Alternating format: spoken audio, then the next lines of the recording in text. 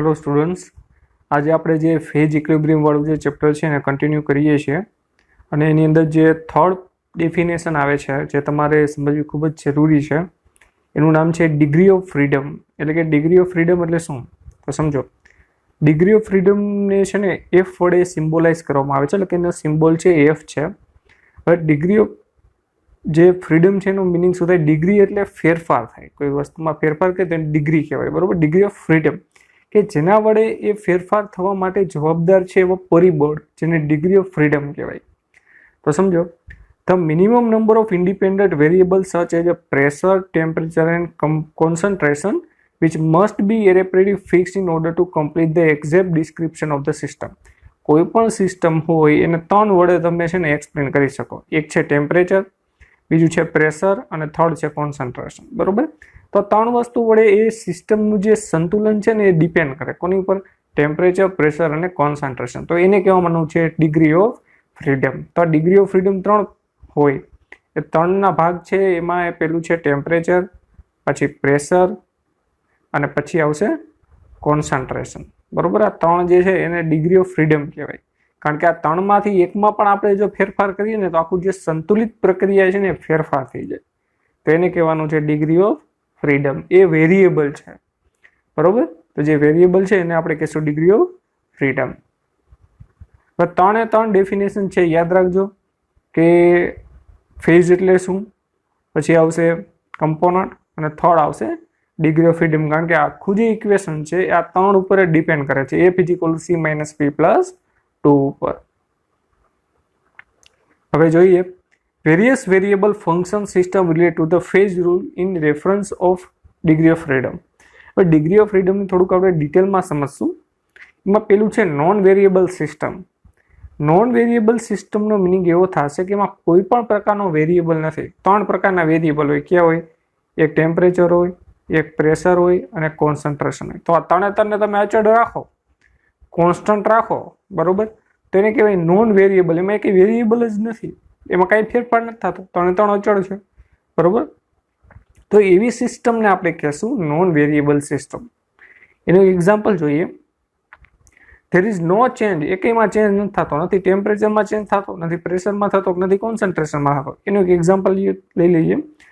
એમાં પેલું એક એક્ઝામ્પલ આપેલું છે આઈસમાંથી વોટર બને લિક્વિડ અને પછી વોટર વેપર બને, એટલે કે ગેસ ફોર્મમાં કન્વર્ટ થાય. આ ત્રણ જે ફેઝ છે એ વોટરના, બરોબર. તો હવે આમાં આપણે એક રૂલ એપ્લાય કરીએ, F is equal to C minus P plus 2, બરોબર. આ જે ઇક્વેશન છે F is equal to C minus P plus 2, આ ઇક્વેશન આપણે એપ્લાય કરશું તો આપણે શું જોવા મળશે? તો જો એફ આપણે કેલ્ક્યુલેટ કરવાનું છે. એફ એટલે ડિગ્રી ઓફ ફ્રીડમ, સી એટલે કમ્પોનન્ટ. કમ્પોનન્ટ કેટલા થયા ત્રણેયમાં? કેટલા કમ્પોનન્ટ થશે?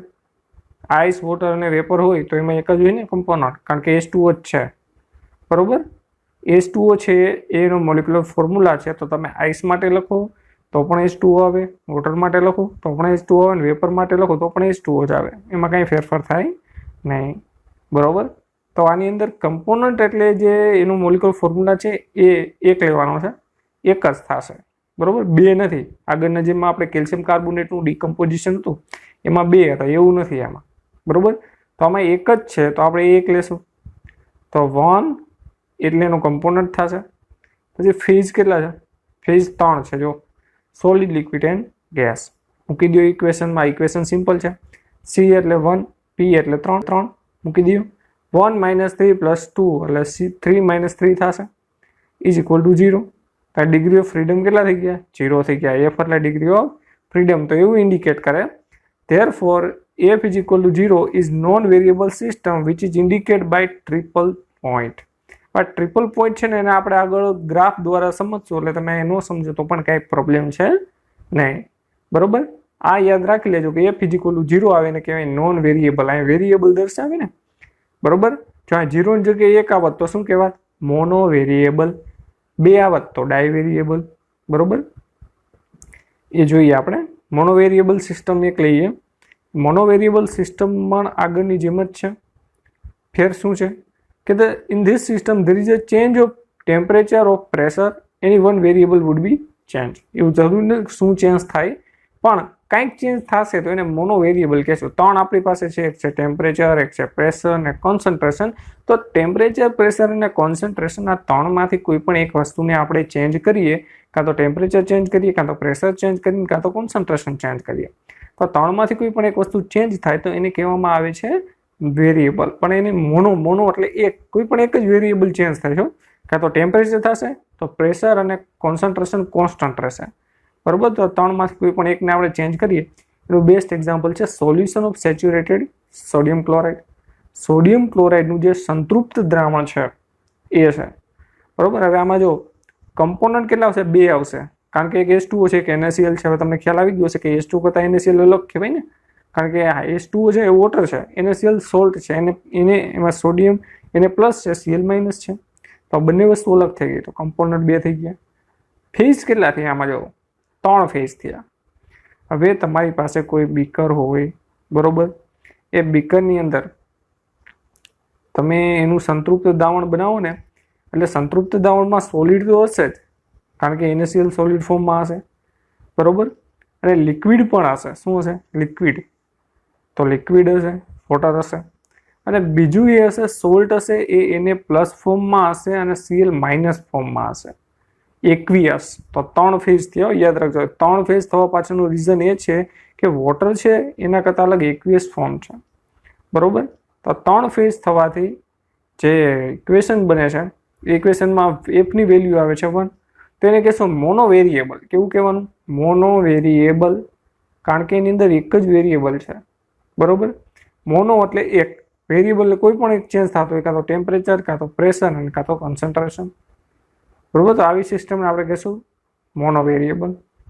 હવે ડાય વેરિયેબલ અથવા તો બાય વેરિયેબલ કોને કહેવાય? તો હવે તમને ખ્યાલ આવી ગયો હશે કે જેની અંદર બે વેરિયેબલ ચેન્જ થતા હોય, બરોબર, તો એને બાય વેરિયેબલ કહેશું. એનું એક્ઝામ્પલ છે mercury use in experiment of Boyle law. Boyle's લોની અંદર જે મર્ક્યુરી યુઝ કરવામાં આવે છે એની વાત થાય છે. તો આની અંદર કમ્પોનન્ટ એક જ છે, મર્ક્યુરી, બરોબર. ફેઝ એક જ છે, કારણ કે mercury only in one phase. Mercury એક જ ફેઝમાં જોવા મળે, લિક્વિડ ફોર્મમાં, બરોબર. તો એના આધારે આપણે કહી શકીએ કે 1 - 1 = 0 + 2, એટલે આપણને આન્સર મળશે F = 2. તો સિસ્ટમ કેવી થઈ ગઈ? ડાય વેરિયેબલ અથવા તો બાય વેરિયેબલ એને આપણે કહેશું. તો આવી પ્રકારની જે સિસ્ટમ છે એને બાય વેરિયેબલ તરીકે ઓળખવામાં આવે છે, કે જેમાં કોઈ પણ બે ચેન્જ થતા હશે, કાં તો ટેમ્પરેચર ચેન્જ થતું હશે, કાં તો પ્રેશર ચેન્જ થતું હશે, કાં તો કોન્સન્ટ્રેશન ચેન્જ થતું હશે, બરોબર. કોઈ પણ બે, બાકીનું એક જે છે એ કેવું રહેશે? ફિક્સ રહેશે. હવે એવી જ રીતના એક આવે છે ટ્રાય વેરિયેબલ. તો ટ્રાય વેરિયેબલ એટલે શું સમજો? ટ્રાય એટલે 3 વેરિયેબલ જો ફેરફાર થાય ને, ટેમ્પરેચરમાં ફેરફાર થાય, પ્રેશર એન્ડ કોન્સન્ટ્રેશન, તો એને કહેશું ટ્રાય વેરિયેબલ. ટ્રાય એટલે 3માં ફેરફાર થાય. એનું એક્ઝામ્પલ છે decomposition of H2 and O2 in gaseous system. વોટરનું આપણે ડીકમ્પોઝિશન કરીએ, એટલે કે વિઘટન કરીએ, તેમાંથી હાઇડ્રોજન ગેસ અને ઓક્સિજન ગેસ બને છે. આની અંદર કમ્પોનન્ટ કેટલા છે? જો કમ્પોનન્ટમાં ખાસ એક વસ્તુ યાદ રાખજો કે એવું નથી કરવાનું કે તમે જોઈ લ્યો કે આમાં 3 કમ્પોનન્ટ છે, H2O છે, H2 છે અને O2 છે. જ્યારે સંતુલિત પ્રક્રિયા આવે ને ત્યારે કોઈ પણ બે લઈ અને એકની જે વેલ્યુ છે આવી જશે. તમે H2O લ્યો ને, બરોબર, અને H2O પ્લસ H2 લ્યો, તો એમાં H2 તો છે જ, અને બાદ કરો તો ઓક્સિજન બાદ થઈ જાય. તો ઓક્સિજન બાદ થઈ જાય તો એવું ઇન્ડિકેટ કરે કે ઓક્સિજન ઓલરેડી એમાં આવેલો છે. તો આ ઓક્સિજનને ગણવાનું નહીં, તો આ બે ગણો, H2 ગણો ને H2O ગણો, તો કમ્પોનન્ટ કેટલા થઈ ગયા? 2 થઈ ગયા. કોઈ પણ તમે બે લેશો ને, કાં તો H2O અને O2 લઈ લ્યો તો H2O આવી જશે, બરોબર, કે H2O અને O લઈ લો તો H2O આવી જશે. આ 3માંથી કોઈ પણ બે જ લેવાના. તો 3માંથી કોઈ પણ બે લેશો ને એટલે તમને ખ્યાલ આવી જશે કે કમ્પોનન્ટ બે જ છે ખરેખર તો, બરોબર. 3 કમ્પોનન્ટ નથી, એવું નથી કે H2O છે, H2 છે અને O2 છે. આમાંથી કોઈ પણ સંતુલિત પ્રક્રિયાની અંદર આ વસ્તુ હંમેશા યાદ રાખવાની. આ એક્ઝામ્પલ કેલ્શિયમ કાર્બોનેટ જેવું જ છે, બરોબર. તો આવી રીતના યાદ રાખજો. F = C - P + 2 આવે, ઇક્વેશન છે. કમ્પોનન્ટની વેલ્યુ 2 મૂકો, ફેઝ એક જ છે, જોઈ લો 3 ગેસમાં જ છે, 3 ગેસમાં જ છે, એટલે P = 1 થશે. તો આ ઇક્વેશન મૂકીને તમને વેલ્યુ મળશે 3 મળશે. તેની કે that it is a try variable system. System કેવી છે? ટ્રાય વેરિયેબલ છે, બરોબર. તો આજે આપણે અહીં સુધી રાખીએ કે જેમાં અલગ અલગ પ્રકારના વેરિયેબલ્સ છે એ આપણે સ્ટડી કર્યા, અને એની સાથે ડિગ્રી ઓફ ફ્રીડમ છે કમ્પ્લીટલી આપણે પૂરું કરીએ છીએ. હવે આ ડિગ્રી ઓફ ફ્રીડમ અને આગળની જે બે ડિફિનેશન છે ખાસ કરીને યાદ રાખજો, કારણ કે હવે આપણે આગલા જે પોર્શનમાં છે એમાં કામ લાગશે. બરોબર. Thank you.